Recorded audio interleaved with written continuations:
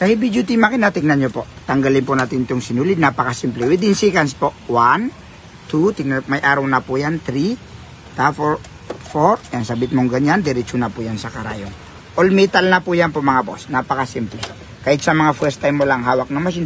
Kagandahan po nito, ito rin po yung kahit sa mga matatanda, may automatic trader. Yan. Hindi lahat po ng machine may automatic trader. Tingnan po. Nag-short na po ng sinulid. Tapos, pag di po tayo marunong mag-automatic trader, pwede mo pong ilagay sa manual. Napakasimple. Yung pang ganito lang.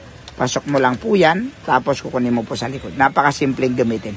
Tapos ito naman po, yan po, bakal na po yan. Pag ito po ay naubusan, dito lang po ilalagay mong ganyan. Tulak mo pa kanan, tapos press mo na po ito, magre-refill na po yan. Tapos ganito lang yung paglalagay. Very easy. Nandyan na po yung hiwa. Papapasokin mo po dyan. Tingnan niyo po, puro pa bakal. Kagandahan po ng puro pa bakal. Yan, lagay mo. Yung mga kagamitan na Singer, parehas na parehas po tayo.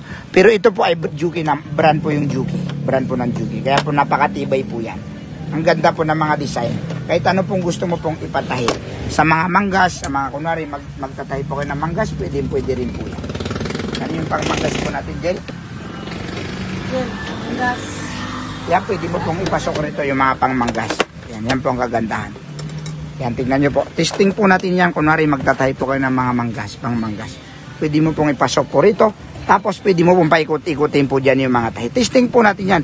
Tapos ito po, napakakapal po niyan. Yan, sa mga ngayon lang hawak na machine, yan, tignan nyo po. Pwede mo pong paikutin bag, sombrero, napakasimple. Yan, pwede po mas mabilis. Yan, tignan nyo po ang kagandahan. Kahit sa mga makakapal po yan, no problem po dyan po mga boss. Ang ganda po. Yan, tingnan nyo po, dumating na po rito. Itsura pa lang po ng tahi, napaganda na. Tunog rin po ng machine, napaganda na rin po.